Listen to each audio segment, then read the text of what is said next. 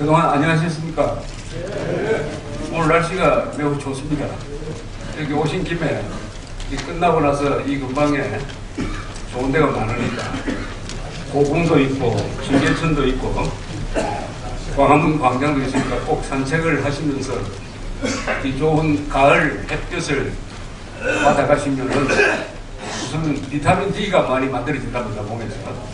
그래서 연로하시면은 아무래도 이 뼈에 문제가 생기고 특히 척추계통에 문제가 생기니까 좋은 치료가 될 것이라고 생각을 합니다. 몇 가지 안내 말씀드리면 다음 강연은 11월 6일인데 귀한 분을 모셨어요. 이명박 대통령 때 천안함 영평도 사건 쭉 거치면서 바로 그 외교안보 수석을 했던 천영우 전 대사, 영국 대사도 지냈습니다. 이분을 모시고 격변하는 동북아의 새 지정학, 지리와 정치를 합친 것을 지정학이라고 하죠. 에 대해서 아주 전문적인 연회를 말씀해 주실 것이라고 생각합니다. 초대를 했습니다. 이분이 현직에 있으면은 또 말씀을 상당히 조심할 텐데 이제는 뭐 전직이니까 아마 홀가분하게 비화도 많이 들으실 수 있을 것이라고 생각합니다.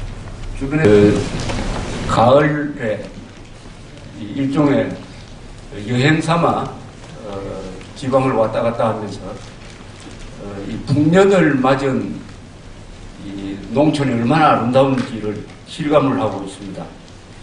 올해는 태풍이 안 오는 바람에 아주 풍작이라고 합니다.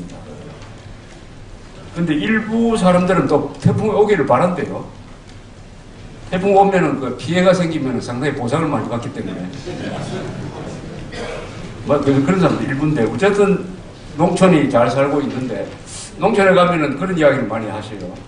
왜 도시에서 못 사는 분들이 왜 도시에 있는지 모르겠다고. 농촌에 오면 할 일도 많고, 건강도 좋아질 텐데, 이렇게 이야기를 합니다. 다만, 농촌에 귀농하는 분들은 반드시 일을 해야 돼요. 놀고 먹을 수는 없어요. 그러니까 부진을 하지 않으면 귀농할 생각을 하지 말라고. 경상북도 성주군이 있습니다. 성주, 별성자, 성주군. 대구하고 붙어 있고 경상남도 합천과 붙어 있는 데입니다. 거기 강연차 한번 봤더니 성주가 참외로 유명하죠. 4천억 달러, 연간 4천억 달러의 매출액을 올리고 있었습니다. 그 다음에는 청송에 갔어요. 제 고향이 청송입니다. 경상북도 청송. 청송군 하면은 그 푸를 청자에 소나무 송자입니다. 소나무 송자. 청송에 제일 유명한 게 두 개가 있었어요. 지금은 하나밖에 없습니다만은 주황산 국립공원. 산은 작지만은 아주 아름답습니다. 산은 한 700m밖에 안 되지만은 금강산처럼 아기자기합니다. 돌이 많고. 또 하나 유명한 것은 청송 보호감보소가 있었는데 이게 이제 보호감보 기능이 없어진 바람에 일반 교도소로 전환을 했습니다만 그걸 이름을 좀 바꿨습니다. 그리고 사과가 유명하죠. 사과. 전국 사과의 한 10%를 청송에서 생산합니다. 예, 제가 살고 이럴 때는 인구가 꽤 많았어요. 8만 7천 명이 됐습니다. 1970년대 초에는 8만 7천 명인데 지금은 2만 6천 명이에요. 줄어서 2만 6천 명. 서울에서 자동차로 가면 한 4시간 내지 4시간 반 걸리니까 어떻게 보면 오지로서는 강원도 오지보다 더 심한 오지고 산악지대인데 여기 가서 놀란 것이 인구 2만 6천 명의 자동차 보유 대수가 몇 대냐? 12,000대입니다. 12,000대. 그럼 어떻게 됩니까? 인구 2명에 한 대죠. 2명에 한 대꼴이죠. 우리나라 전체의 자동차 보유 대수가 1,900만 대 약간 넘어서요. 5천만에 1,900만 대. 인구 2만 6천에 12,000대. 바로 한국에서 가장 오지인 청송군의 자동차 보유 대수가 전국 평균보다 약간 높습니다. 물론 농촌에서는 자동차가 없으면 생활하기 힘들죠. 이 대중교통수단이 발달하지 않으니까. 그러나 하여튼 어마어마한 대수입니다. 아마 평양에 있는 자동차 대수보다 더 많을 것 같아요. 평양에 있는 자동차 대수. 요새 신문에 보면은 한때 잘 나가던 나라, 잘 나가다고 생각했던 나라가 주춤 꺾이는 나라가 있어요. 그게 인도입니다. 브라질이에요. 이게 중국을 따라잡으면서 브릭스라고 그랬죠. B, 브라질, R, 러시아, I는 인도, 뭐, 이렇게, C는 중국. 이런 나라들이 한국을 따라잡을 거라고 생각을 했는데, 역시 걸림돌이 와요. 경제 위기를 당하니까, 인도, 브라질은, 다시 장애물을 만나서, 이제 추격 속도가 늦어졌습니다. 그러나, 중국은 비교적 안정적으로 발달을 하고 있습니다. 이렇게 보면은 우리나라가 1970년대 유신 시절에 중화학공업을 건설한 것이 선진국으로 가는 막차를 탔다는 생각이 듭니다. 막차. 그때 그 막차를 놓쳤으면은 아마 우리는 잘해봤자 지금 타일랜드, 말레이시아, 인도네시아 정도였을 거라고 생각을 합니다. 그 막차를 타려면은 뛰어야 되지 않습니까? 차는 가는데 걸어갈 수가 없어요. 뛰었습니다. 뛰기 위해서는 국가의 능력을 총동원하고 효율을 극대화하는 권위주의적인 또는 효율적인 정치 체제가 불가피했다 하는 것을 요새 새삼 느끼게 됩니다. 지금 이 1인당 국민소득이, 1인당 주민소득이 제일 높은 데가 어디냐 하는 걸 가지고 그 지방자치제 단체장들이 가끔 논쟁도 하고 하는데, 일단 도시 규모로는 구미입니다. 구미 인구 40만에 올해 수출액이 350억 달러를 내다보고 있습니다. 두 번째는 아마 거제 울산일 겁니다. 울산은 1인당 국민소득이 약 5만 달러 된다고 합니다. 수출입을 합치면은 2천억 달러를 약간 넘습니다. 그러니까 세계에서 공업도시로서 가장 큰 도시가 울산입니다. 울산. 공업도시 하면은 여러분들이 국민학교 다닐 때 이렇게 그때 지리교과서든지 뭐 사회교과서에서 배우셨던 기억이 나실 겁니다. 우리는 좀 오래된 교과서를 써가지고 영국의 뭐 버밍햄이라든지 만체스터, 그리고 미국의 자동차 공업으로 유명한 디트로이트, 철강 공업 유명했던 피츠버그, 또 독일의 루르 지방, 그죠? 루르 지방, 듀셀도프, 에센, 뭐 루르 지방. 그 다음에 일본의 나고야 근방 또는 가와사키, 요코하마 이 근방. 이것을 세계적인 공업도시로 알았는데, 그리고 아주 선망의 대상이었죠. 울산은 1961년 5.16 혁명이 난 그때 공업센터 기공식을 했습니다. 그래서 처음 지은 것이 지금 유공의 석유공사 정유공장이었죠. 그때만 해도 허허벌판이었습니다. 허허벌판. 바로 그게 세계에서 가장 큰 공업도시가 됐어요. 나고야, 디트로이트, 피츠버그 이런 거 비교도 안 됩니다. 가장 큰 공업도시가 한국에 있다. 그리고 한국은 세계에서 5번째 되는 제조업 국가입니다. 공업국가예요. 1등은 미국, 그 다음에 중국, 독일, 일본, 그 다음에 5번째가 한국입니다. 거기에 따라서 세계 제7위의 무역 중에서도 수출 제7위의 수출 대국입니다. 삼성전자는 제조업 중에서는 세계에서 3번째 되는 회사입니다. 매출액으로 1등이 도요타 2,800억 달러, 2등이 폭스바겐 2,600억 달러, 3등이 약 2천억 달러의 매출액을 올리는 삼성전자인 것입니다. 이 산업화를 가장 늦게 한 나라가 세계 3위의 제조업 회사를 만들어냈다는 것, 대단한 거죠.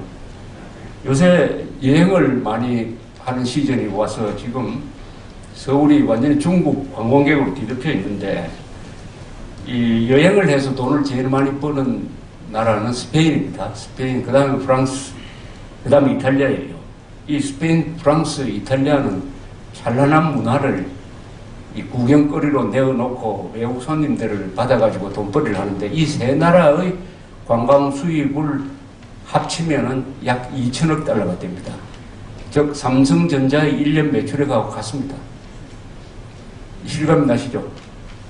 이 프랑스, 스페인, 이탈리아의 관광 수입을 합친 것이 삼성전자 한 회사의 매출액과 같다. 얼마나 이 제조업이 위대한 일을 하느냐. 일자리도 만들고 수출을 해서 외화도 벌어들이고 하는 이런 엄청난 저력을 갖고 있기 때문에 이 여러 가지 경제 걱정을 하긴 하는데 최근에 몇 달 동안 이 아시아에서 제일 많이 팔린 주식이 한국 정권시장에 있는 주식이 제일 많이 팔렸습니다. 제일 많이 팔린. 우리나라 회사 주식을 지금 제일 많이 사고 있습니다. 그것은 국제적으로 비교해도 한국이 잘 버티고 있다. 잘 버티고 있다. 하는 것을 보여줍니다. 우리가 잘해서이기도 하겠지만은 이 선진국 경제가 외국에서 제대로 하지 못하기 때문에 이런 것이죠. 그리고 국제적 비교를 하면은 우리나라는 항상 우리가 생각하는 것보다 좋게 나옵니다. 좋게 나옵니다. 일본도 매우 괄목할 만한 지금 경제 회복세를 보여주고 있습니다. 일본, 한국, 중국, 한중일 이 세 나라 합치면은 국민소득을 합치면은 구매력 기준으로 PPP, Purchasing Power Parity라는 구매력 기준으로는 세계에서 제일 규모가 큽니다. 미국보다도 많습니다. EU 국가보다도 많아요. 그러니까 세계 3대 경제 중심이 있습니다. EU, 미국, 그 다음에 한중일이죠. 이 세 경제 규모가 비슷비슷했는데 한중일이 앞서 나가기 시작했어요. 이거 아마 그 격차가 더 커질 겁니다. 이런 가운데서 한중일 세 나라의 경제 협력 무역액은 계속 증가하고 있습니다. 그런데 이 안보 외교 문제에 대해 있어서는 이 세 나라가 상당히 아주 복잡하게 얽혀 있습니다. 또 갈등을 빚고 있어요. 경제적 협력은 증가하는데 외교적 마찰 또한 같이 이렇게 늘어나고 있습니다. 거기에 대해서 오늘 약간 맞배기 비슷한 말씀을 드리고 본격적인 이야기는 우리 천영우 수석이 전문가적인 입장에서 잘 말씀 드릴 거라고 생각을 합니다.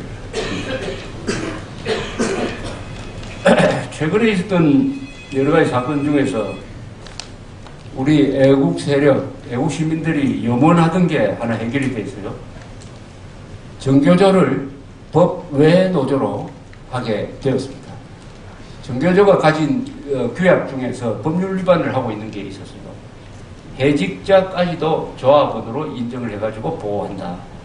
이것은 노동관계법에 위반돼요.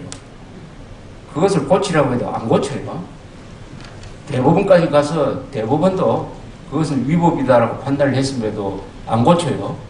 역대 정부가 그것을 묵인해 줬습니다. 이명박 대통령도 퇴임 한 달 남겨놓고 법외 노조로 통보한다 하는 이 모션을 취하다가 그냥 물러가 버렸어요.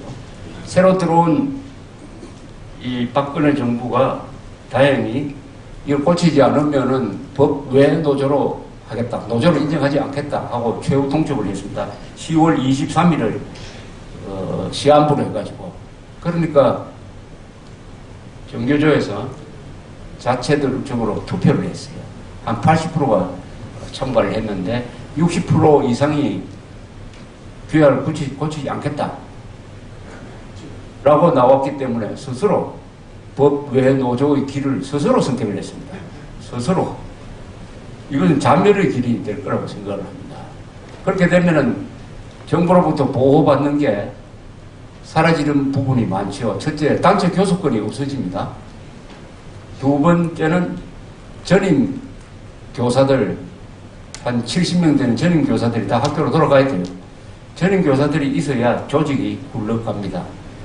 그 다음에는 이 회원들로부터, 조합 회원들로부터 회비를 강제 징수, 의무적으로 징수, 봉급에서 자동적으로 떼는 자동 징수를 하지 못하게 됩니다. 납부를 해야 돼요. 그러면 아무래도 이 납부율이 떨어질 거라고 봅니다.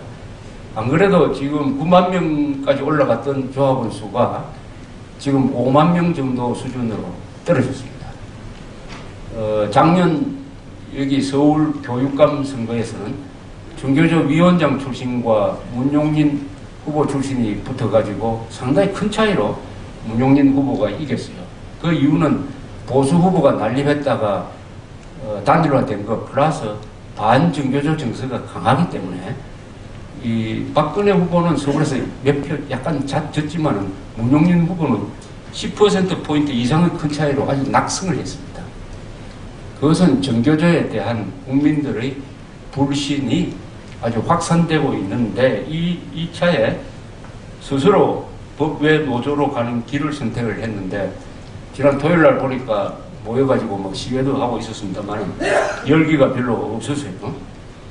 지난 토요일 저녁에 여기 서울 광장에서는 민주당 세력이 또 국정원 댓글 이걸 가지고 또 물고 늘어지는 또 집회를, 야간 집회를 했습니다. 거기 보니까 정교조 교사들이 많이 참여하고 통합진보당 사람들도 거기 많이 와 있더라고요. 그래서 민주당, 통합진보당, 정교조 세력이 거기 모여 있었어요. 종북, 좌파, 연대 세력이 모여 있었는데 의외로 많지가 않았습니다. 그리고 열기가 별로였어요. 바로 그 옆에서 이 국가인권위원회 거기서는 이 고엽제하고 이 경호회 사람들이 공동주최를 해가지고 또 대응 집회를 했는데 그 숫자는 그긴 적었지만 그쪽의 열기가 오히려 더 강했던 것 같은 느낌이 듭니다. 마이크도 아주 성능이 좋아가지고 그래서 오히려 이 보수 세력의 집회가 아주 기세등등하고 이 좌파 세력은 좀 얌전해졌다고 그럴까요? 기가 꺾인 것을 저도 참여해가지고 그 현장에서 좀 느낀 바가 있었습니다. 이 제1야당이 국회 의석을 120석 이상을 갖고 있고 작년에 1470만 표를 얻었는데 이 장외 집회를 해가지고 한 번도 야구장에 모여있는 사람만큼 모으지 못했어요. 야구장에 꽉 차면 한 3만 5천 명 모이죠. 서울광장에 그만치 모아본 적이 한 번도 없습니다. 이건 뭐냐? 동원력이 약하다는 거예요. 동원력이 왜 약하느냐? 역시 동원력이 강하려면 대학생들이 많이 참여해야 돼요. 대학생들. 거의 대학생들이 집회에 나오지 않습니다. 대학생들 요새 공부 열심히 하고 취직 걱정 열심히 하면서 동시에 아주 보수화되고 있습니다. 20대가 보수화되고 있으니까 종북 좌익 세력들의 대중운동에 이게 일꾼들이 없는 거예요. 거기도 마찬가지예요. 이 보수 세력이 노령화를 걱정하지만은 거기도 밑에 하부 구조가 따라오지 않고 있는 것입니다. 이것 또한 우리나라에서 지금 일어나고 있는 일종의 우회전이라고 그럴까요? 한국 사회가 오른쪽으로 크게 도는 것. 이 오른쪽에 좋은 사람들이 있습니다. 왼쪽으로 가면 그건 절벽이에요. 오른쪽을 영어로 하면 right라고 합니다. right. right란 말이 영어에 몇 가지 의미가 있습니다. 오른쪽에는 뜻도 있고 right라면 all right 할 때처럼 옳다는 뜻이 있습니다. 오른쪽이고 옳다. 그 다음에 힘이란 뜻이 있습니다. human right 할 때 이게 힘이란 뜻이에요. 힘이 있고 정당하고 오른쪽이다. 이게 right에 모여 있어요. 한국 사회의 우회전은 바로 그런 긍정적인 의미, 국가의 정상화를 의미하는 것이죠. 이렇게 된 것은 작년 선거를 거치면서 선거가 국민들한테 교과서 역할을 해가지고 종북 좌파 세력의 실상을 정난하게 보여줌으로써 우리가 설명하는 것보다는 좌파들이 나와서 자신들의 모습을 보여줌으로써 국민들한테 좋은 반면교사 역할을 했기 때문이라고 생각을 합니다. 그런 점에서는 이정이란 이 여자분의 노력이 아주 가상할 정도입니다. 등장 안 했으면 아마 박근혜 후보가 당선되지 못했을 가능성도 있어요, 사실. 그리고 이제 종편의 역할도, 텔레비전에서 종편의 역할도 있습니다만은, 어쨌든 이런 경향이 하나의 큰 대세로서 지금 형성되고, 박근혜 대통령이 법치를 바로잡는 문제에 대해서 상당히 원칙적인 입장을 취하고 있습니다. 통합진보당도 지금 해산 연구에 들어갔습니다. 한미연합사 해체도 무기연경하는 쪽으로 가고 있습니다. 정교조 문제, 이런 거는 다 구조적인 문제예요. 여기서 대통령이 중심을 잡으니까 국민들의 지지가 따라가고 지지율이 60% 이상 되니까 종북 좌파, 민주당, 통합진보당, 그리고 좌경 언론들의 선동이 잘 먹히지 않습니다. 선동이 줄어든 건 아니에요. 선동이 오히려 더 늘었는데도 여론이 잘 따라가지를 않아요. 선동 여론에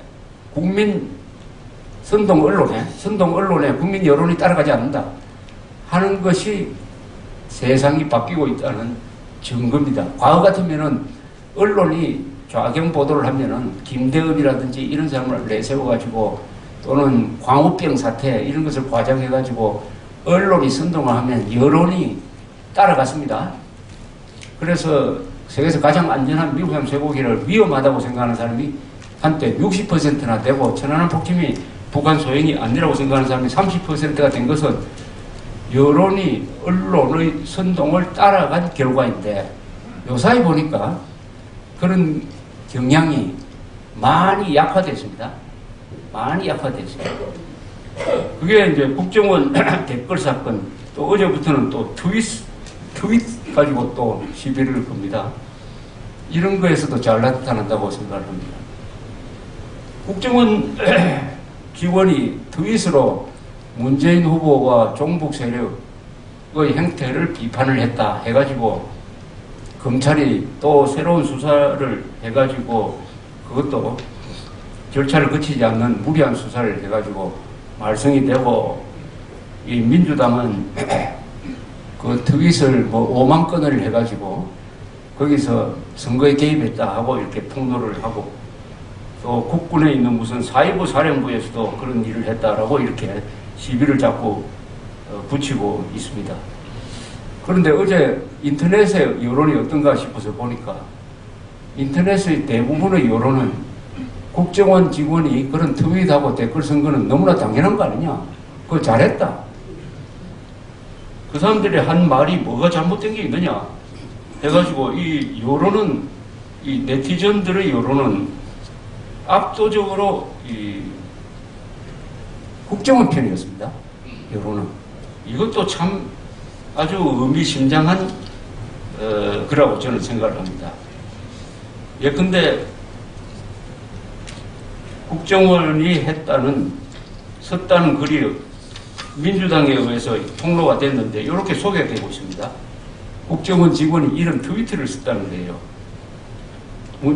이게 어떤 글을 썼느냐가 중요할 겁니다. 글을 썼다는 것 자체가 문제가 아니라 어떤 글을 썼느냐, 그 글이 예컨대 대한민국에 손해가 되는 글이냐, 아니면 대한민국을 안전하게 하는 글이냐, 거짓말이냐, 사실이냐로 이 판단을 해야 되는데 이렇게 쓴 글로 나와 있습니다.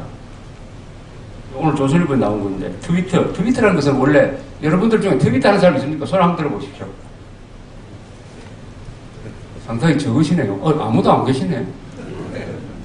그럼 이 설명하는데 약간 난점이 있겠는데 말하자면 댓글하고 마찬가지입니다.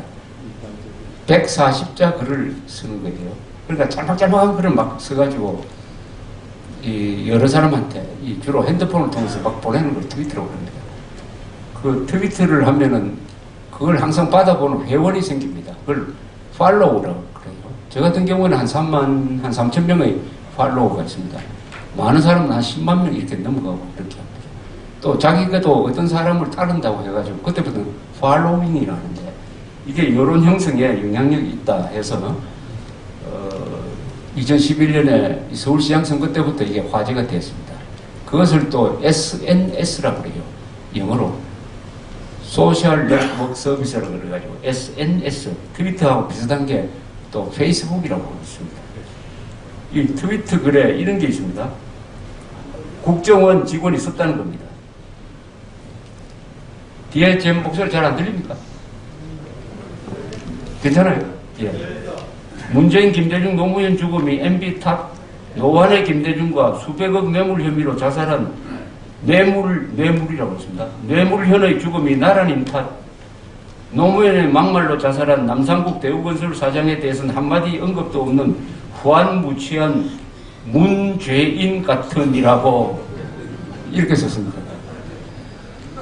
후보들의 인상착의, 박근혜의 친근한 미소, 문재인의 놀란 토끼눈, 안철수의 느끼한 능구랭이 얼굴, 결론, 사람은 미소 짓는 모양이 아름답다. 문재인은 사퇴해야겠네. 문재인이 2007년 남북 정상회담을 앞두고 북한이 원한다면 NLL 문제를 논의하겠다는 동영상이 밝혀졌다. 뭐 이런 걸. 문재인은 확실히 종북이나 안 후보는 주변이 온통 종북이다. 다시는 안철수 같은 인간이 대선에 나갈 수 없도록 해야 한다. 대선이 장난인가? 유권자들이 놀이개인가? 노예인가? 갖고 놀다가 XX로 만들게. 문재인은 북한 체제를 찬양하는 교육감 후보와 런닝메이트인 것만으로도 자신의 정체를 드러냈다. 주적의 대남적화 강령에 동조하고 이를 공약으로 내건 사람이 대통령이 될 수 있나? 뭐 이런 종류의 글이 선거 개입을 했다고 지금 폭로를 하는데 이상하게 여론은 거기에 동조하지 않는 여론이 압도적으로 많아요.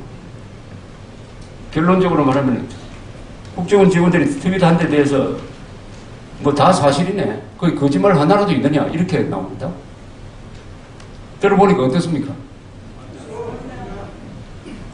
이게 법률 위반이 되느냐 한번 따져봐야 됩니다. 이거 본격적으로 한번 따져봐야 돼요. 작년 선거의 의미는 뭐냐?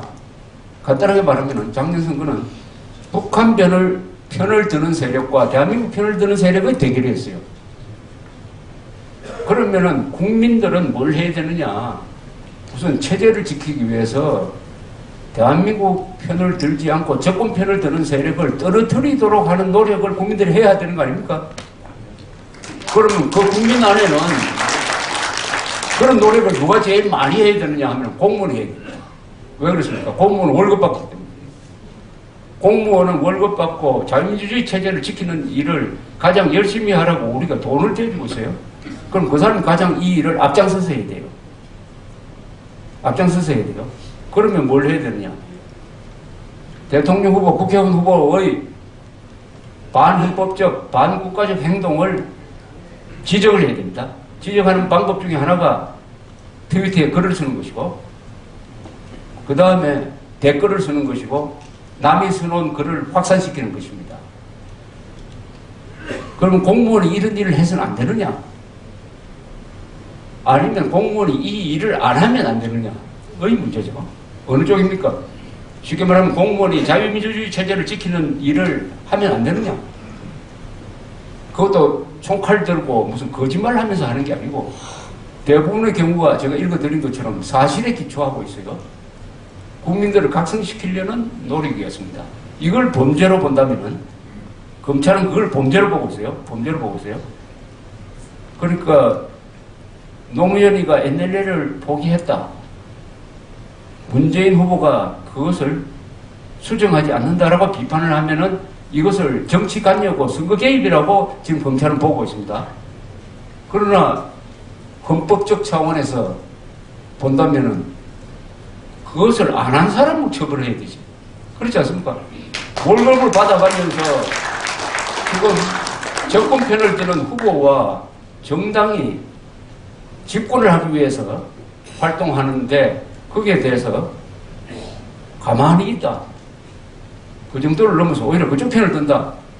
나는 이렇게 주장하고 싶어요. 우리나라 공무원들 작년에 트윗한 거 전부 다 전수조사를 해가지고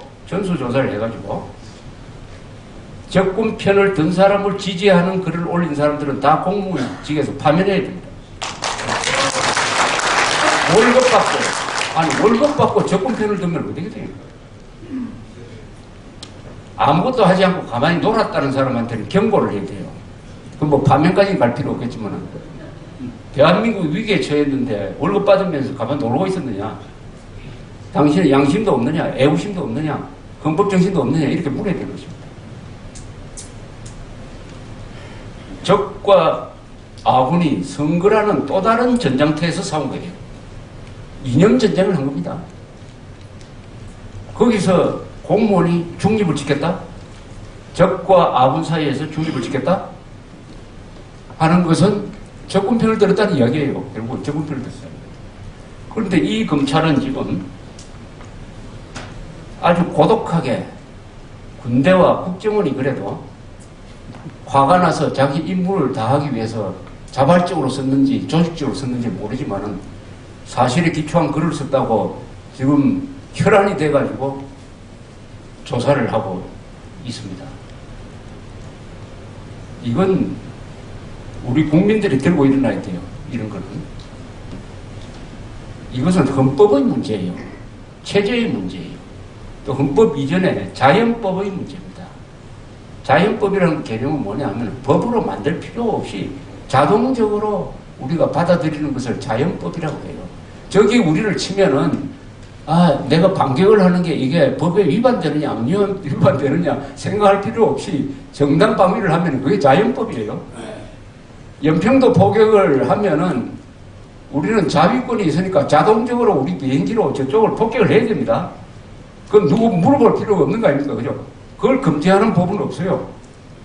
그런데 우리 군대는 대포를 맞았으니까, 대포 100발을 맞았으니까 우리도 대포를 100발만 쏘아야 된다? 이런 걸 교정규칙이 있다 해가지고 거기에 구애받고 해가지고 보복을 못한 거 아닙니까?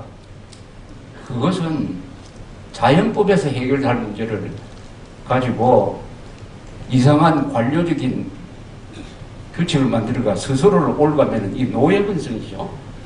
똑같은 차원에서 대한민국 체제를 부정하고 북한 편을 드는 국회의원과 대통령 후보가 정당이 있는데 그걸 공무원들이 가만히 보고 놀았다. 그럼 그런 나라는 희망이 없죠.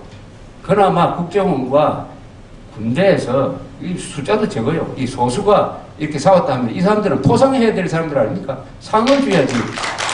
이걸 수사 대상으로 삼는다. 수사 대상으로 삼는 사람을 수사해야 됩니다. 수사 대상으로 삼는 사람을 수사해야 돼요. 기술적으로는 이렇습니다. 좌경 판사하고 좌경 검사가 짜면요. 둘이가 짜면은 대한민국은 총 한 방 안 쏘고 적화시킬 수가 있습니다. 적화시킬 수가 있습니다. 그러니까 애국운동한 사람, 애국적 활동한 사람을 법을 왜곡 해석해가지고 기소하고 그 사람 감옥에 집어넣고 또 반역한 사람을 요새 많은 그런 판결이 나오고 있어요. 반역한 사람을 애국자처럼 모시고 보호하고 하면은 그건 자연스럽게 적군 편으로 넘어가게 돼 있습니다. 간첩 10명보다는 간첩 판사 한 사람이 훨씬 잘해요. 훨씬 효과 있지 않습니까? 그런 사람이 예컨대 뭐 대부분에 있다든지 예컨대입니다. 가상으로. 헌법재판소에 있다면 판결로서 대한민국의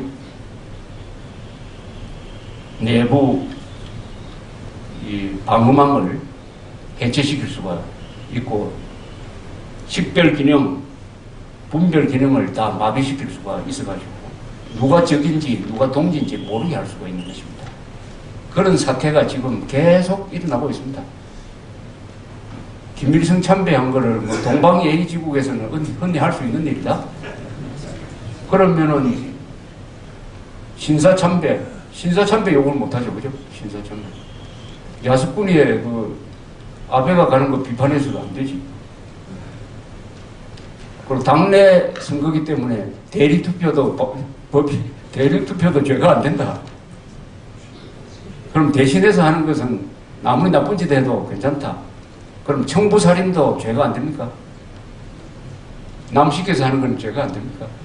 이건 말도 아닌 국민학교도 아니고 유치원 수준의 지금 판결을 하는데 요 판결이 일관되게 대한민국을 적대시하는 사람한테 유리한 판결을 내놓고 대한민국을 지키기 위해서 싸우는 외국 인사들한테 불리한 판결을 내놓는 경향이 많은데 대법원장이 뭘 하고 있는지 모르겠어요. 이런 사태가 나오고 분노해도 대법원장이라는 사람은 뭘 하는지 모르겠습니다. 양승태라는 분인데, 양승태. 비교적 괜찮은 분으로 평은 좋은데 얌전하면 안 되죠. 대한민국을 지키는데 얌전한 사람 문제 많습니다. 용감하고 사나워야죠. 저거로부터 대한민국을 지키는데 얌전한 사람이 쓸모가 있습니까? 사나워야 돼요. 적에게는 사나워야지. 적에게 부드러우면 어떻게 됩니까? 적에게 부드러우면. 그래서 어떤 애국단체에서 양승태 대법원장 물러가라고 하는 성명서를 냈던데 아마 이런 목소리가 앞으로 더 크게 나올 가능성이 있어요. 그래서 이거는 이런 검사 판사를 규제하는 제일 좋은 방법은 국민들이 들고 일어나야 돼요. 국민들이 골기해야 됩니다.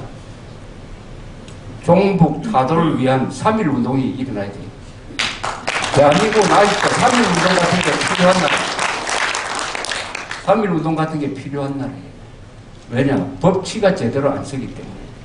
공권력을 집행하는 사람이 제대로 하면은 3.1 운동 필요 없는데, 공권력을 집행하는 사람이 매국 행위를 한다든지 배신, 반역을 하면은 그 국민이 들고 일어나지 않으면 다른 방법이 없어요. 이게 헌법이 보증하고 있는 저항권인 것입니다. 국민 저항권. 법 집행자가 그 권력을 남용을 해가지고 공동체를 파괴하려고 할 때 국민들이 생존 투쟁 차원에서 들고 일어나는 겁니다. 다행히 대통령과 군대, 지금의 국정원은 잘하고 있는데 또 다른 권력을 가진 이 사법부, 검찰, 국회가 반대한민국적 행동, 반법치적 행동, 반사실적 행동, 반역사적 행동을 하고 있기 때문에 아직도 한국은 3.1 운동이 필요한 나라다. 이렇게 말씀드릴 수가 있습니다. 그래서 저는 여론이 일어나서 언론을 바꾸고 언론이 바뀌면은 정치가 바뀌게 되어 있습니다. 그런 일종부터 밑으로부터 올라오는 국민혁명, 위에서 내려오는 국민혁명이 아니라 밑에서 위로 올라가는 국민혁명이 필요한 시기가 아니겠느냐, 이렇게 판단이 됩니다.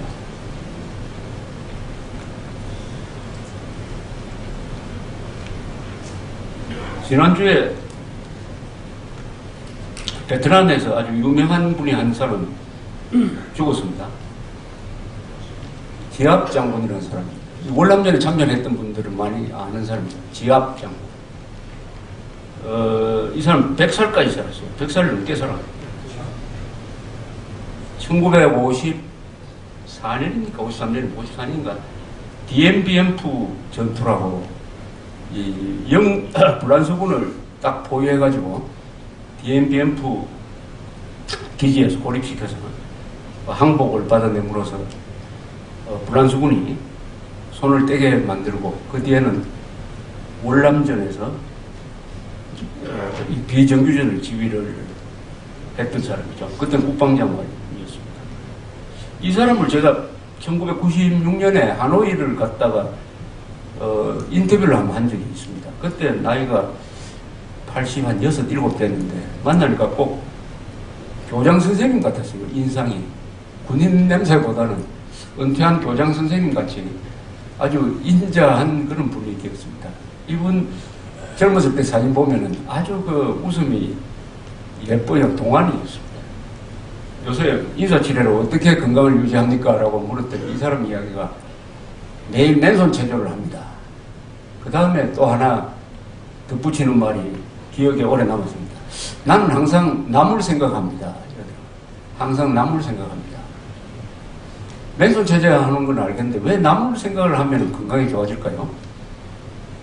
이 마음의 병은 거의 대부분이 보면은 나 중심으로 생각하다가 생깁니다. 스트레스도 받고 내가 손해본다 아니면 내가 무시당했다 이런 이기주의에서 스트레스가 생기죠. 남을 생각한다는 것은 이타주의죠. 이타주의죠. 아니 그분은 아마 전쟁을 하는 과정에서 얼마나 많은 사람을 죽였겠습니까? 그 미망인 뭐 유족들도 찾아봐야 되고 하니까 그런 뜻으로 해석이 됐습니다. 이 월남전에서 미국이 지고 나서 한 20년 됐을 때 1995년 무렵에 미국에서 맥나마라 국방장관이 회고록을 냈습니다. 거기서 왜 월남전에서 졌느냐 하는 데 대해서 반성을 하면서 이렇게 간단하게 정리를 했습니다. 우리는 베트남의 역사를 잘 몰랐다. 베트남의 역사와 문화를 무시하고 그냥 전쟁 기술적 측면에서만 접근했기 때문에 우리는 졌다라고 결론을 내린 것을 봤습니다. 그러니까 베트남을 치면은 베트남의 역사, 문화, 민족성 이런 걸 좀 연구하고 들어가야 될 텐데 그런 것은 떼내버리고 군인이 몇 명이라든지 또는 무기를 얼마나 갖고 있다든지 이런 측면에서만 접근하니까 이건 뭐 간단하게 요리할 수 있겠구나 라고 들어갔다가 물려버렸습니다. 베트남의 역사를 보면은 외세의 침략에 굉장히 강합니다.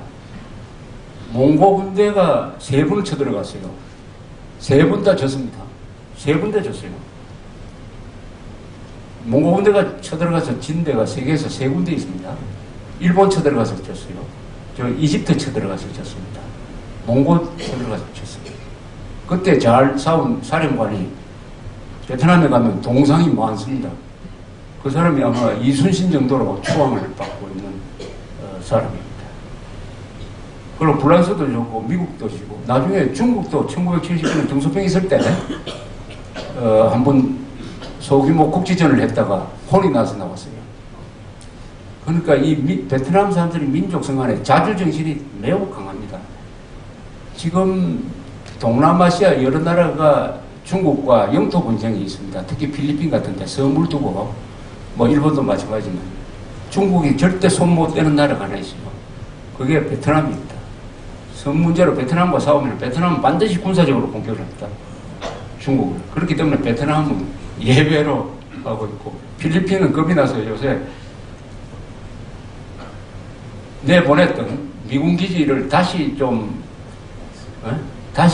들어오도록 할 수 없을까 하고 미군이 들어와야 중국과 대항이 되니까 그렇게 하고 있다는 이야기를 드렸습니다. 이런 베트남이라면 야 이거 상대하면 참 곤란하겠다라고 생각해야 되죠. 그래서 그때 지압 장군이 올리아나 팔라치라는 이탈리아 전문 인터뷰 기자하고 인터뷰한 내용을 읽어보니까 이런 대목이 있었습니다. 우리는 자신 있다. 미국과 싸우면 이긴다. 어디에서 이기느냐? 무기는 우리가 열세지만은 전쟁 의지에서 우리가 이긴다. 미국이 월남전에서 군인들 얼마를 죽이게 할 수 있겠느냐? 지금 벌써 한 3, 4만 죽였는데 그럼 50만 죽일 수 있느냐? 우리는 그럴 수가 있다. 우리는 혁명 전사가 수천만이다. 그러니까 얼마를 죽일 수 있느냐? 미국은 결국 5만 명 이상 죽일 수가 없었어요. 5만 명 전사하니까 미국 사람들이 다 반전으로 가가지고 아이고 이제 전쟁 그만하자 해가지고 본토에서 그냥 반전 운동이 일어났습니다. 미국이 핵무기가 없어서 졌습니까? 신무기가 없어서 졌습니까? 가난해서 졌습니까? 월남이 더 부자였고 월남이 더 무기가 좋았어요. 그럼 졌습니다. 전쟁 의지에서 졌어요. 전쟁 의지에서 졌습니다. 그러나 베트남은 혁명 정신으로 무장한 결국 300만 명을 희생시켰어요. 300만 명 죽었다 그래요. 300만. 전쟁 의지라는 또 다른 무기, 신무기 말고 전쟁 의지를 만들어내는 또 다른 무기가 있는 것이죠. 그래서 그런 전략 개념을 만들어서 실전에 활용해가지고 큰 전쟁에서 이겼다 해가지고 지압 장군은 20세기를 대표하는 이 명장으로 치는 사람들도 있습니다. 물론 그 계통은 올라가면 이제 모택동 계통인데 모택동의 비정규전 전략 그런 사람이 일단 죽었습니다. 지압장. 이 사람 말년에는 꽤 그 환경보호운동도 하고 뭐 이렇게 국가 원로로 살다가 죽었어요. 요새 우리 언론을 보면은 MD 영어로는 Missile Defense, 미사일 방어망 이야기가 많이 나옵니다. 그쪽 추세가 어떠냐면 우리 군에서 미국과 협력해서 미사일 방어망을 만든다고 한다. 이거는 좀 문제다. 이렇게 비판적으로 나옵니다. 그러면서 중국이 싫어할 것이다. 이렇게 나와요. 이렇게 나옵니다. 이런 투로 나와요. 전체적인 맥락이 이런 투로 나옵니다.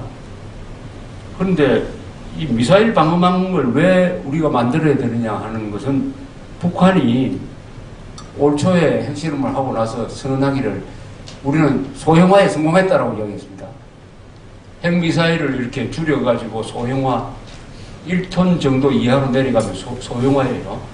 그럼 요거를 스커드 미사일에 갖다 붙인다? 그럼 핵미사일이 됩니다. 그죠? 핵미사일을 배치하는 단계로 갔다는 이야기죠. 그걸 믿으면. 그러나 그건 과장됐다라고 보는 주장이 있습니다. 그럼 언젠가는 핵미사일 실전 배치가 될 것이다. 그 다음에 뭘 할 거냐?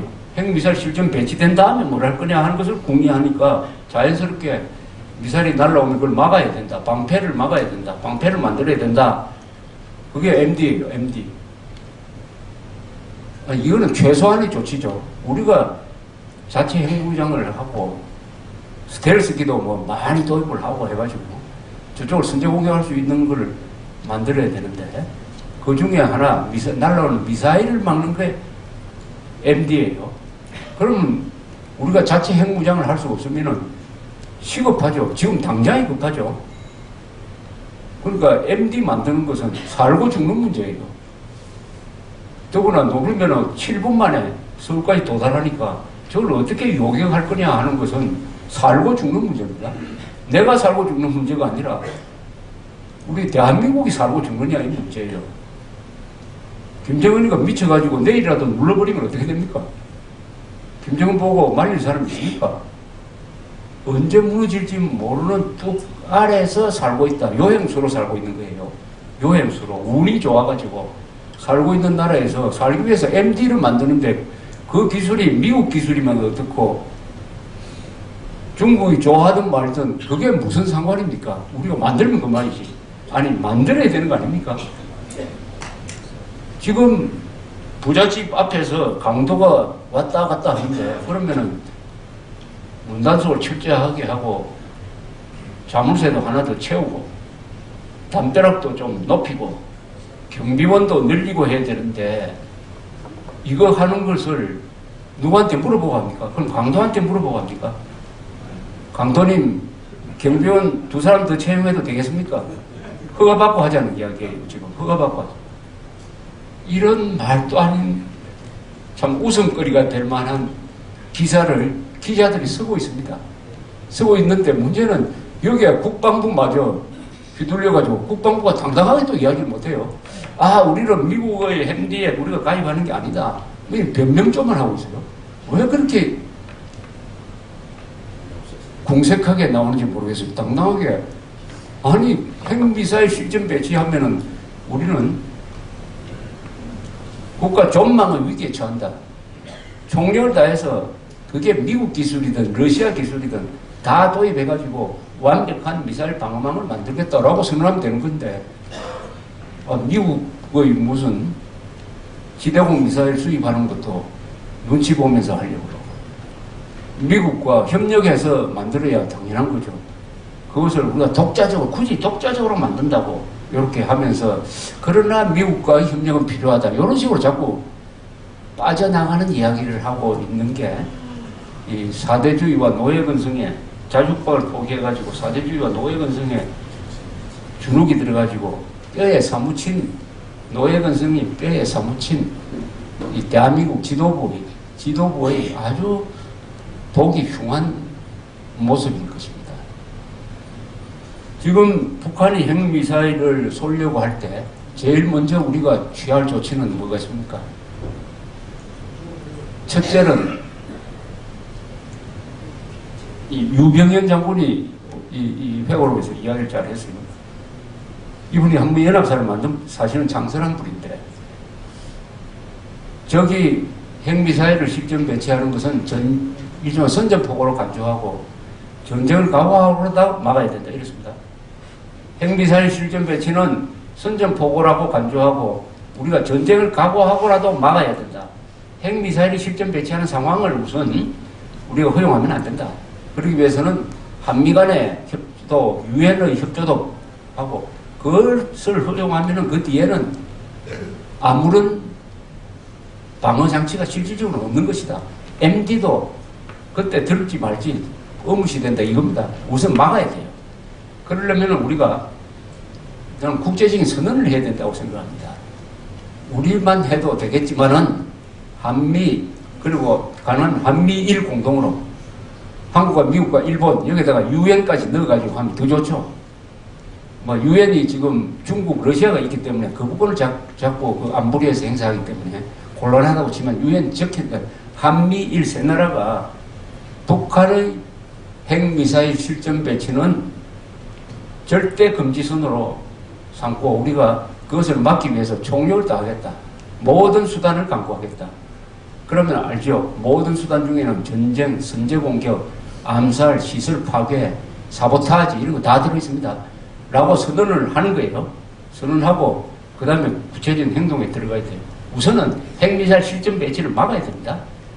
저기 권총을 드는 걸 막아야지. 일단 권총을 든 다음에는 내가 가진 칼은 무력해지는 것이죠. 두 번째로, 그래도 막지 못한다면 우리가 이제 MD에 의존하는 거죠. MD에 의존하는 것인데, MD의 기술 중에 제일 중요한 게 북한이 미사일을 발사하려면 우선 누워있던 미사일을 세워야 될 거 아닙니까? 거기에 연료를 주입을 해야 됩니다. 연료 주입하는데 시간이 꽤 걸려요. 그러면 이걸 탐지를 해야 됩니다. 요 단계에서 때려야 돼요. 이 단계에서. 이 단계에서 때리려면은 그 정보를 누가 수집하냐? 인공위성으로만 할 수 있어요. 인공위성 중에 뭐 정보위성도 있고 통신위성도 있는데 그건 쓸데없고 군사위성. 군사위성을 운영하는 나라는 지금 세계에서 미국하고 몇 나라밖에 안 됩니다. 일본은 곧 만든다고 그래요. 그것을 갖고 있는 미국의 정보 판단 없이, 정보 협력 없이는 우리는 MD 아무리 만들어도 까막눈이에요. 그러면 미국하고 협력을 해야지. 왜 미국하고 협력을 한다는 이야기를 안 하느냐 이거예요. 협력해야 됩니다. 그래서 그 정보를 받고 그 단계에서 때린다. 그래도 놓친 것은 일단 발사가 됐다. 발사 쭉 올라갈 때 때리는 것도 있고 순항할 때 때리는 것도 있고 떨어질 때 때리고 있다. 우리는 바로 7분 만에 이렇게 되니까 떨어질 때 때리는 걸로 이제 배터리했던 미사일 등등 몇 개를 준비를 하고 있는데 효과적인 것은 없어요. 100% 효과적인 건 없습니다. 그 대신 비행기는 이제 여러 가지, 비행기를, 좋은 비행기를 갖고 있으면은 비행기를 보내서 격추시키는, 그야말로 선제 공격을 하는 방법도 있습니다. 그걸 위해서는 스텔스 기능이 필요하다 하면은 스텔스 기능을 만들어서 대응하는 방법도 좀 필요하다고 생각합니다. 그만큼 돈도 많이 지불을 해야 되죠. 그런데 하여튼 MD, 미국의 MD에 가입한다. 그건 그 말 자체가 거짓말이에요. 미국의 MD에 가입하면 우리가 미국을 위해서, 미국 본토를 지켜주기 위해서 우리가 뭐 할 일이 있습니까? 우리의 MD망은 오로지 북한의 핵미사일에 대한 대응입니다. 이걸 중국이 한 번도 공식적으로 항의한 적이 없어요. 할 수가 없죠. 아니, 우리가 살기 위해서 핵미사일 방어망을 만들겠다는데 누가 중국이 아니라 중국 하랩이라고 와도 그 말이 되겠습니까? 그런 말 안 못하죠. 그런 말 하면 좋다. 그럼 우리 핵무장할 수밖에 없다. 뭐 이렇게 나오면 되는 거니까. 그런 부탁을 한 적도 없다고 그래요. 그런데 지레짐작으로 이 노예 근성이라는 게 뭡니까? 눈치 보는 거 아닙니까? 주인이 말 안 해도 눈빛만 딱 던지면 슬슬 기는 게 노예입니다. 아니 중국의 우리 노예 비슷한 속국 생활을 너무 오래 하다 보니까 지레짐작으로 중국이 이렇게 나올 것이다 하는 지레짐작을 해가지고 이런 추한 모습을 보여주고 있습니다. 있어요. 그래서 이 MD 문제, 시급한 문제예요. 그나마 자위적 핵무장을 할 용기가 없으면 MD라도, 그런데 지금 우리 국방부 안에 이 MD를 전담하는 국도 없고 과도 없다고 그래요. 나무 이렇습니다. 나무 일. 그 다음에는 우리 방호시설 많이 만들어야 되죠. 방호실, 핵폭탄이 떨어져도 살아남아야 될 거 아닙니까? 지하 방공망을 많이 만들어야죠. 이스라엘은 말할 것도 없고 스위스는 영세 중립국입니다. 그런데 핵무기가 떨어졌을 때 그것을 피해서 방공호에 들어가서 살아남을 수 있도록 시설을 전 인구의 한 600만 되는 인구의 120%를 지었습니다. 모든 사람들 다 들어가서 살아남을 수 있어요. 거기에 비상식량도 많이 갖다 놨습니다. 방사능에 대해서도 자폐가 완벽해요. 그런데 스위스에 무슨 핵을 아마 핵무장 국가가 핵을 쏘는 나라 순서를 정한다면 스위스가 아마 제일 꼴찌일 거예요. 스위스 공격할 필요가 뭐가 있습니까? 그런데도 만의 일에 대비해가지고 그 정도 투자를 하고 있습니다. 지금 세계에서 핵미사일 공격을 받을 가능성이 제일 높은 나라가 한국 아닙니까? 한국은 거기에 대해서 아무 관심도 없다. 왜 그렇죠? 미국에 의존해가지고 미국이 다 해줄 것이다. 아, 그건 좋습니다. 그러면 살기 위해서 미국에 의존한다면 미국에 확실하게 의존을 하든지, 미국에 해달라는 걸 좀 해주고 해야 되는데 미국에 의존한다고 해놓고는 또 미국에 해달라고 하는 건 잘 안 해줍니다. 방위비 분담 같은 거, 방위비 분담. 우리 방위비 분담, 미군 주둔에 대한 우리가 물어야 될 부담금 1조 정도도 안 돼요. 일본은 한 7배를 부담을 하고 있습니다. 이런 가운데서 지난 10월 3일날 일본, 미국의 양쪽 국방장관, 양쪽 외무장관이 만나서 합의문을 발표를 했습니다.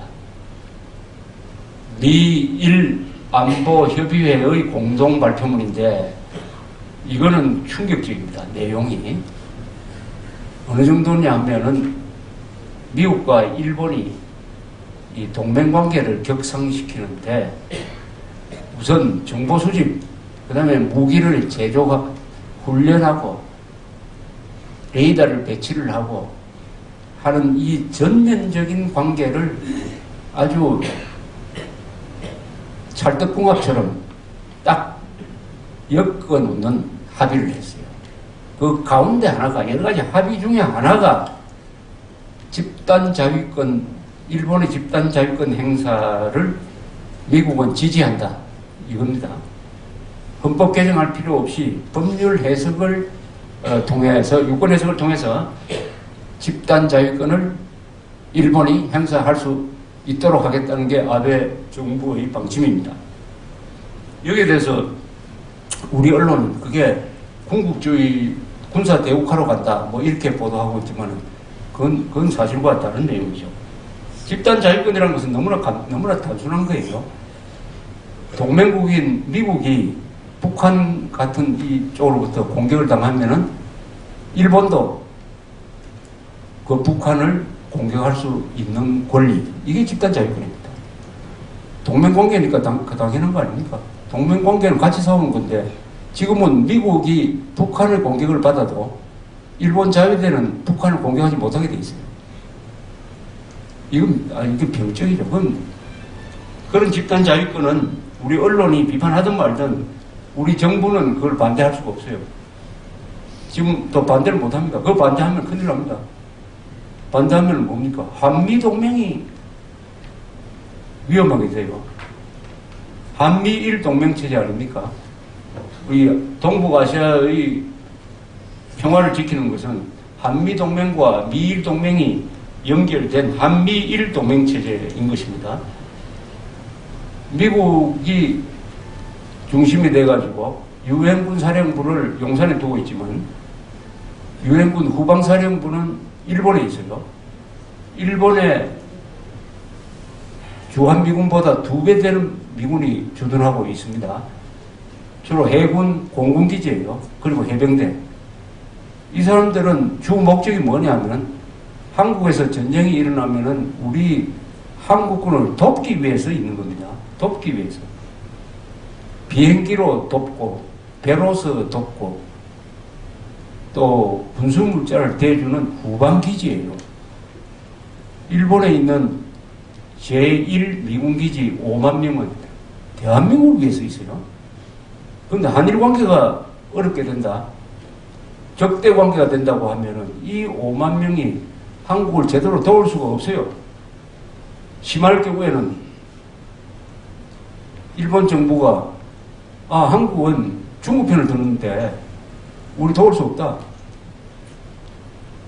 우리 영토에 있는 미군 기지에서 출발하는 비행기가 한국에서 작전해서는 안 된다. 이렇게 해버리면 어떻게 됩니까? 또 그 앞에서 막 들어눕고 시위하고 합니다.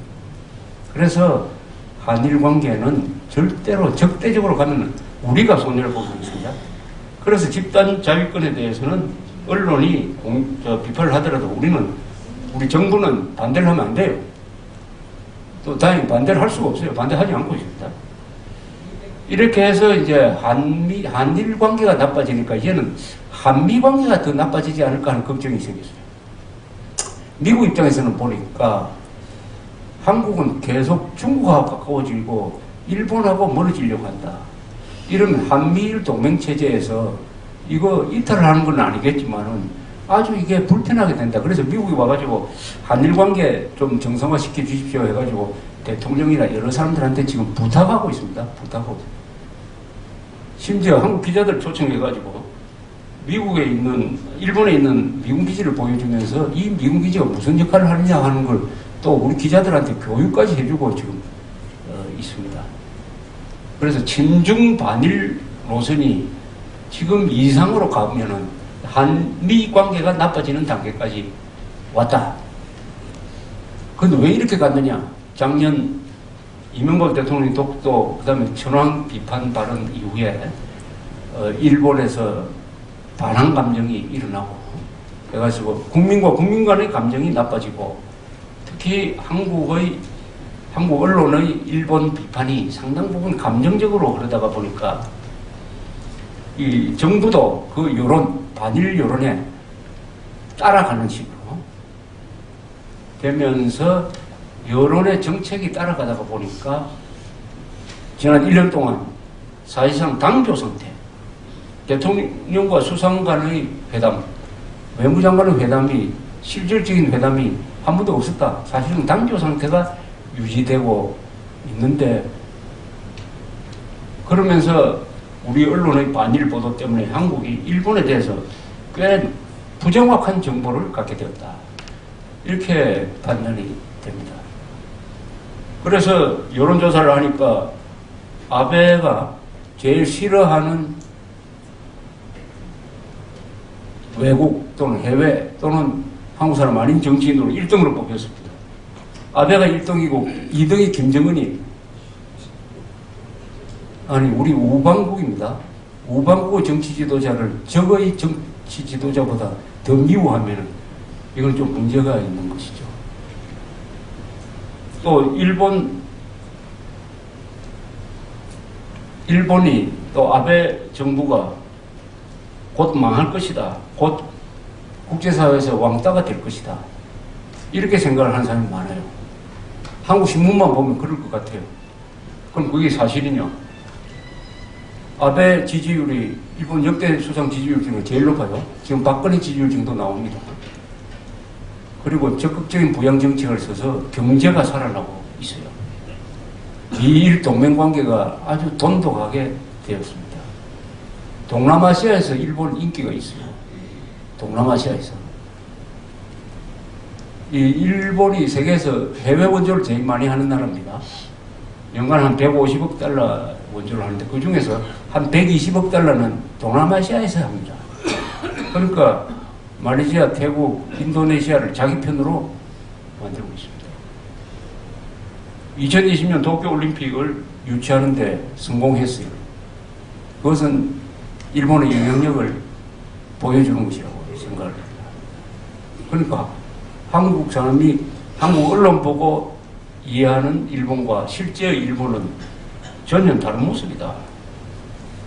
그런데 우리 외교부서나 대통령이 있는 사람들이 이성적으로 판단을 해야 될 텐데 그 언론에 따라간다, 그 여론에 따라간다 하면은 외교를 망치게 된다. 이 외교를 여론에 따라서 하다가는 뭐 전쟁도 나고 합니다. 하지 알아야 될 전쟁도 하고 그러다가 이기면 좋지만 지기도 하고 보불전쟁이 그렇게 일어났습니다. 프랑스가 프러시아한테 진 그 전쟁이 프랑스 여론을 따라간 나폴레옹 3세의 실책에 의해서 일어난 전쟁이고 져가지고 결국 자기도 망해버렸습니다. 그래서 한미일 동맹체제 하에서는 친중 반일 정책은 성립될 수가 없어요.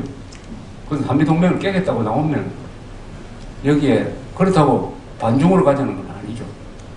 친중 반일이 아닌 중국하고 친하게 지내고 친중은 괜찮아요. 반일은 안 됩니다. 일본과 뭐 협력을 하든지 협의를 하든지 친중 협일 친미로 가든지 해가지고 이 균형을 잡아야 됩니다. 이렇게 생각합니다.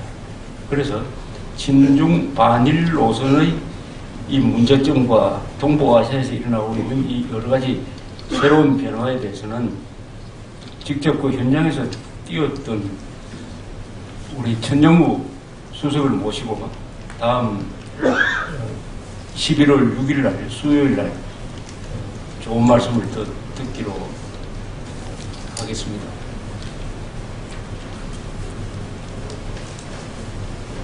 요새 한글날이 휴일로 지정이 되고 해가지고 한글 이야기가 한때 많이 나오고 했는데 요새 돌아가는 우리 한국의 언어 생활은 이제는 한글 전용이 한국어를 파괴해가지고 일어나는 여러 가지 부작용이 이제 눈에 보이기 시작을 했습니다. 한글 전용은 국어를 파괴하는 행동입니다. 한자와 한글을 혼용을 해야 국어를 살릴 수가 있습니다. 그래서 지금 아마 이 한글 전용으로 된 신문을 읽으면은 항상 막히는 데가 있을 거예요. 전문 용어를 한글로 써놓으니까 이게 무슨 말도 모르고 또 중국어 지명과 인명을 중국 발음식으로 한글 표기를 하니까 이게 누구를 가르치는지도 모르고 해가지고 마치 암호문을 읽는 것처럼 되고 있습니다.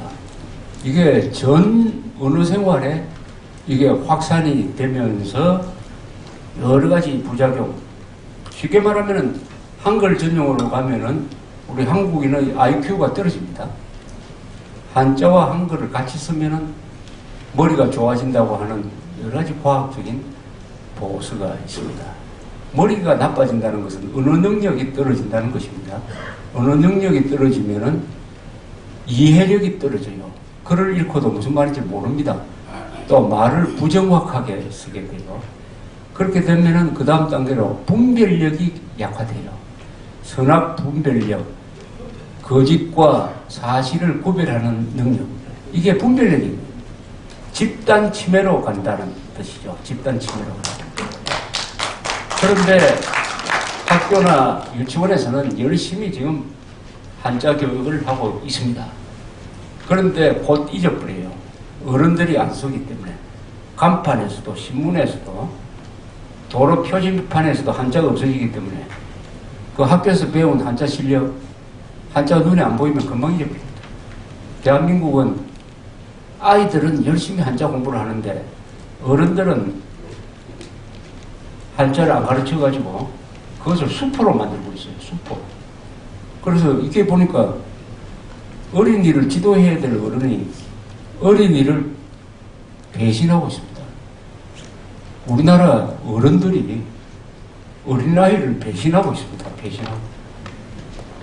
그 중심에 있는 게 언론이에요. 언론. 기자들이 한자를 안 쓰고 학교에서 한자를 안 가르치고 대학교에서 한자 시험을 안 치고 국어를 무시하고 하는 이런 일들이 벌어지고 있습니다. 그나마 한자를 아는 우리 세대가 이제 이 이상 한글 전용으로 가지 못하도록 하는 방파제 역할을 해야 됩니다. 그래서 뭐 아들을 포기하더라도 손자들을 열심히 한자를 가르쳐야 돼요. 제가 그 손자들한테 하루에 하나씩 한자를 가르쳐 보면은 아주 그 변화를 많이 느낄 수가 있습니다. 그것도 7살 전후로 가르치는 게 가장 효율적입니다. 한자를 일찍 가르치면 그 다음에 영어를 빨리 쉽게 배운다는 확실한 증거가 있습니다. 한자를 많이 알게 되면, 단어를 알게 되면 그 단어 조어 능력이 늘어나요. 그 한자 몇 개 아는 거 가지고 서로 갖다 붙여가지고 아주 말을 잘 만들어내요. 아주 놀라울 정도입니다.